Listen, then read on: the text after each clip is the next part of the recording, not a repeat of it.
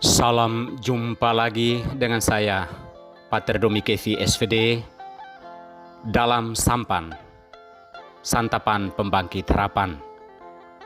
Sebuah refleksi sederhana atas Sabda Allah berdasarkan kalender liturgi Gereja Katolik, hari Senin Pekan Biasa ke-13, tanggal 29 Juni tahun 2020.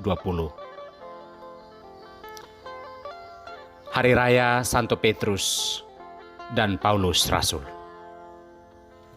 Tuhan melepaskan dari usaha jahat. Bapak, Ibu, saudara-saudariku yang terkasih, kabar gembira Injil harus menjangkau segala suku, bangsa, dan bahasa. Oleh karena itu Tuhan membutuhkan kerelaan manusia, kita semua, untuk menjadi pewarta kabar gembira Injil untuk misi tersebut. Pertanyaannya adalah, manusia manakah yang dibutuhkan Tuhan? Apakah manusia yang hebat, berilmu tinggi, cerdas? Jika dilihat dari konteks dunia saat ini, semua jawaban itu benar adanya. Akan tetapi kriteria Tuhan sangatlah sederhana. Ia hanya membutuhkan manusia yang rendah hati dan percaya. Percaya bahwa Tuhan akan selalu menyertai dan melindungi dalam keadaan apapun, sehingga tantangan tidak membuat nyali seorang pewarta itu hilang. Ada dua tokoh sentral yang bisa kita ikuti iman mereka dalam bacaan-bacaan suci hari ini. Petrus yang mendapatkan gelar batu karang iman. Gelar ini mungkin masih menjadi pertanyaan dan keheranan bagi manusia, karena Petrus adalah dia yang menyangkal Yesus. Dia pula lah yang mengajak Yesus menghindari penderitaan sesaat setelah Yesus memberikan gelar pemegang kunci kerajaan surga. Kita boleh melihat Petrus dari sisi kelemahannya dan menyimpulkan pantas dan tidak pantas. Namun Allah melihat Petrus dari keutuhan perjalanannya sebagai seorang rasul, baik kemarin, hari ini, dan waktu yang akan datang.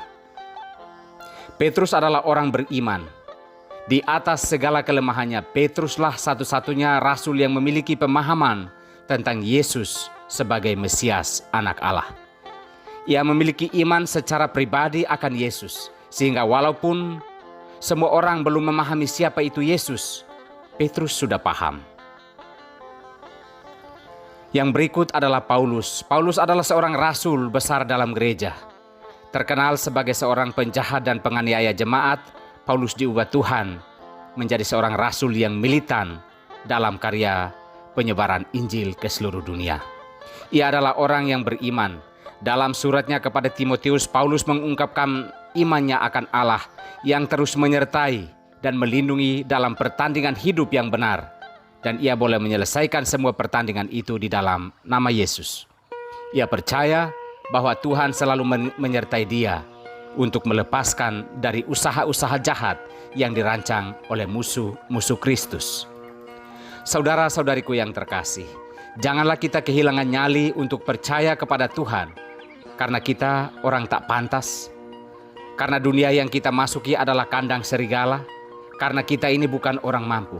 Rendah hatilah kita semua di hadapan Tuhan, bahwa iman yang kita anut saat ini adalah karunia dari Allah. Oleh karena itu Dia sendiri yang akan menyertai kita, agar kabar gembira Injil sampai kepada semua orang dari segala suku dan bahasa. Dia yang memiliki pekerjaan ini, misi ini, akan terus menyertai kita untuk melepaskan dari yang jahat. Tuhan memberkati kita semua.